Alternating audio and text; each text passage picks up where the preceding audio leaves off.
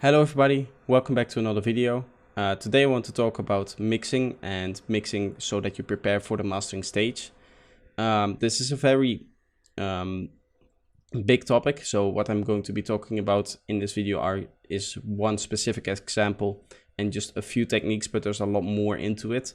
So if you really want, I can dive deeper in it in more videos if you have like specific requests. Or you could also find resources anywhere else, which I highly recommend if you're just using my tutorials for all your information is just to check the internet and see what other information is there and to fact check everything I say as well. That being said though, I do want to thank everybody because we just hit 2,000 subscribers. I am going to make like a bigger thank you video where I'm also going to be releasing a new preset pack for Serum. With around 100 presets to kind of celebrate it. It's not going to be a free preset pack. Unfortunately, I do still need to get paid for my work. But it is going to be a preset pack. And just like the last time, what I'm probably going to do is have like 15 to 20 presets be free. And then if you want more presets of them, you can get the full pack as well, which will be a nice way of supporting me. But that's going to be like the main video addressing that, and there will be more of a thank you there as well, and it will generally be more of a special. But with that being said, though, we're going to get right into the video. All right, so what I'm going to be talking about is mixing and mastering, or mixing for mastering. So what we mean with mixing for mastering is that you want to prepare your output, either this master channel over here, if you master on that, or in my case, this master out here, such that that your plugins that you're going to be putting on your master out are going to be performing in the best way possible. So what we mean by that is some plugins have like an optimal volume range in which they work well. For example, a limiter tends to work very well if the output is already fairly close, or the input signal is already fairly close to zero, and then the limiter can be used just to kind of squash it into there. So with that being said, you do want to keep some headroom. So what headroom is basically if we have this zero line up here, which is a little bit hard to see, but there's basically a line there, which is absolute zero. You want a little bit of room between there and the peaks of your signal so that those plugins have a little bit of room for their mastering and their processing to take shape, and you're not throwing it into there kind of too loud so that they start distorting the signal and they cannot work properly with the signal. Because a lot of mastering specific plugins only really work well if they have a signal as an input that is below 0 decibels, so they can turn it up and make it louder.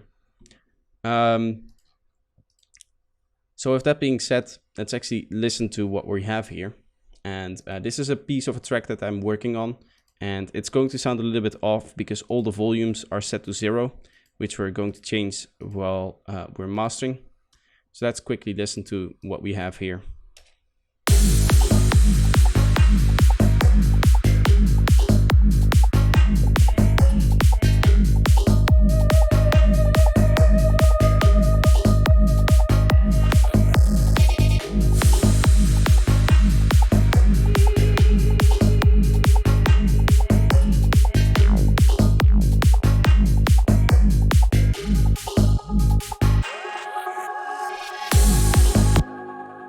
So that's what I'm working on, and as you can hear, it's fairly balanced in terms of the spectrum and the stereo field. So there's not a lot of volume changes that we have to do, but some of the elements are way too loud in comparison. So for example, this crash here is way too loud in comparison to the rest. So first, let's talk a little bit about headroom actually. So there's a little bit of misconceptions that you generally need to stay below 0 at all times. So this project right now, as you can see, it is actually clipping, as you can see here.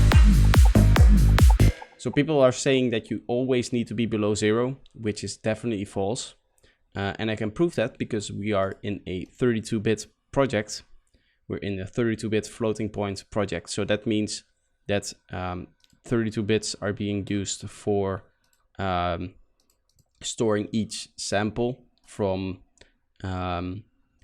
the in time. So not samples as in this being a sample and this being a different sample and this being a different sample, but samples as in if you zoom in on the waveform, each specific point in there. It's a little bit hard to explain the difference as they both use the same words, but basically audio signals are made up of samples at a specific sample rate, and the amount of detail you can put into the sample is determined by how big your project file is in terms of bit depth. And the bit depth that we're using here is 32 bits, which is the highest. And that allows me to do stuff like this. So let's take input from the master, which, as I remind you, is clipping. And now let's record a part of the track.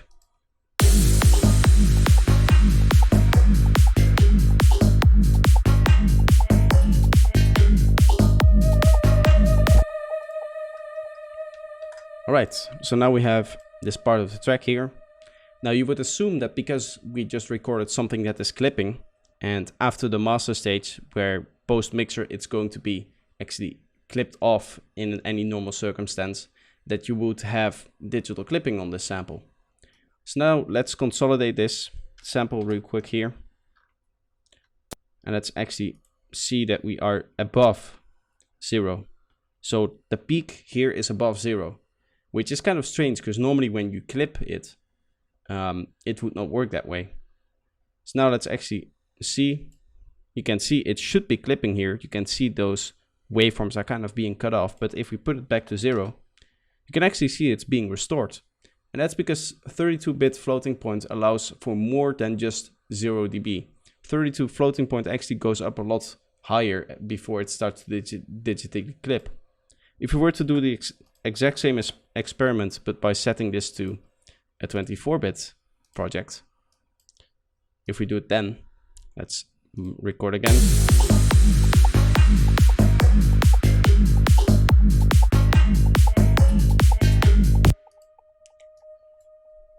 We can take this part here, consolidate it, and now you can see it is limited at 0.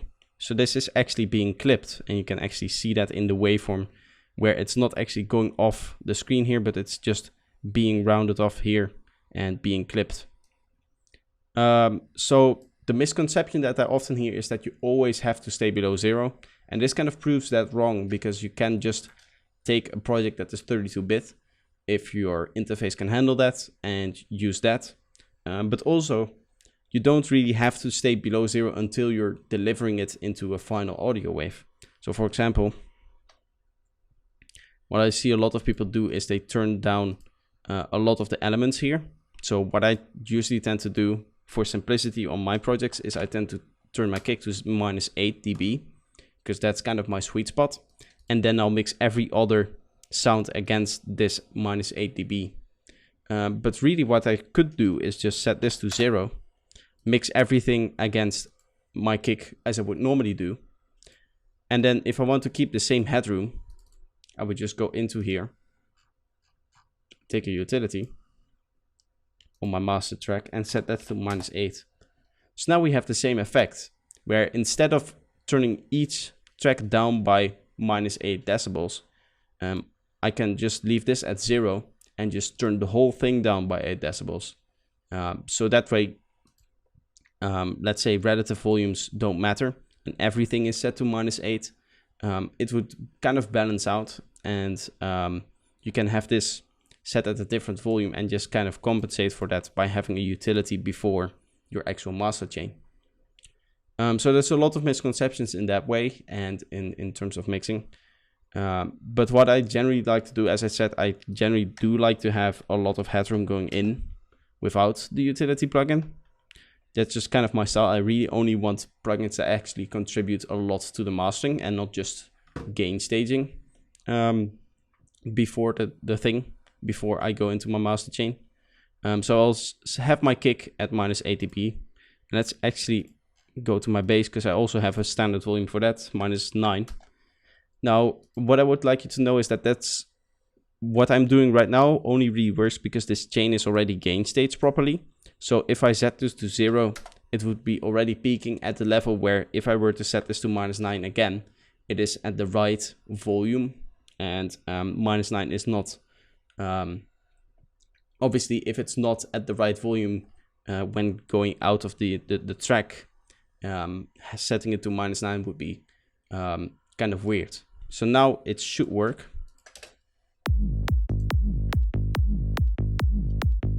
And I believe that as a balance does sound nice. So now we can take all the other elements and kind of match them to that. So let's actually set this to -10 for all the drums to begin with. And what I noted with the crash was that it was way too loud. So for the crash, we're going down to -20, which should be a good starting point here right now for the kick and the bass line. So let's listen to this.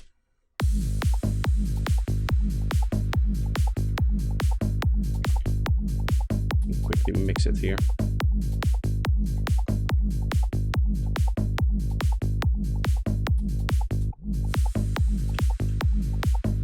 Alright, so let's say that that's what we want.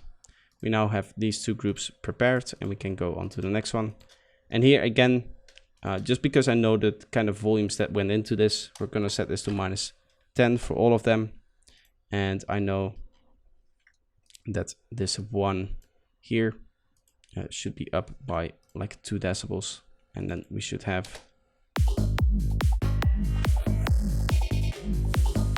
this one as well, I think.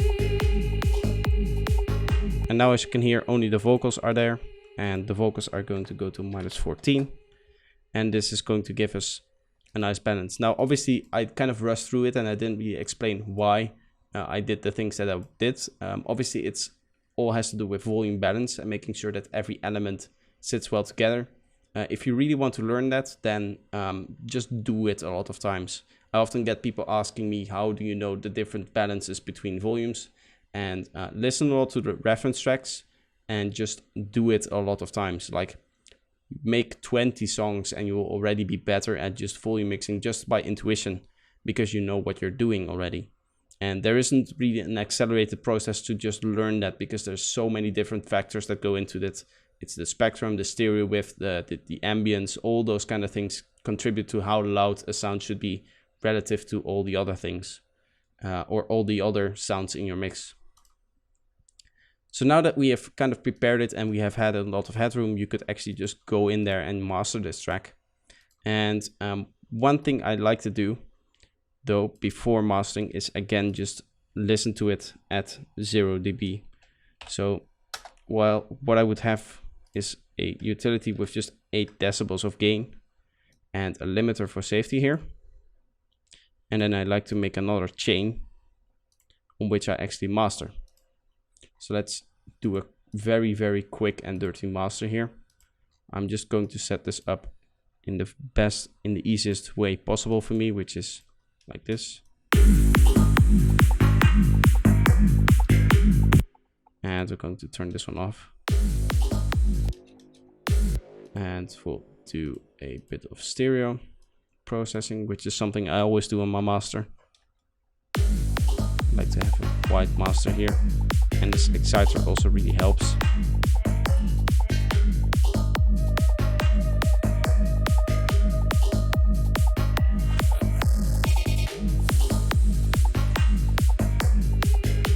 And finally we'll have a bit of a limiter here.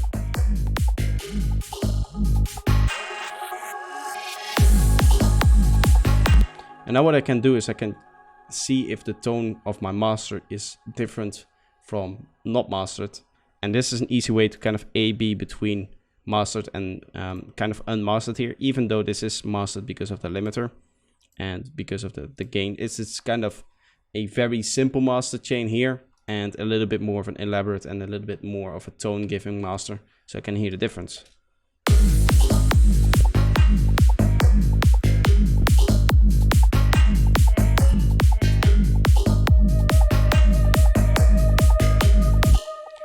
So those are some of the tips that I have for preparing your mix. This final thing really is kind of more of a mastering trick, but I think it's still relevant to the topic that we have. So I do hope that you guys kind of enjoyed these things. This was a little bit less of a planned video because I am very, very busy lately with all kinds of different things. I do hope that you nonetheless enjoyed the video and enjoyed what you saw. And I once again want to thank you for subscribing, all of you, and supporting the channel and whatnot. So yeah, that's going to be it for today. If you enjoyed the video, leave a like, and if you're new here, subscribe, and I hope to see you next time. Bye bye.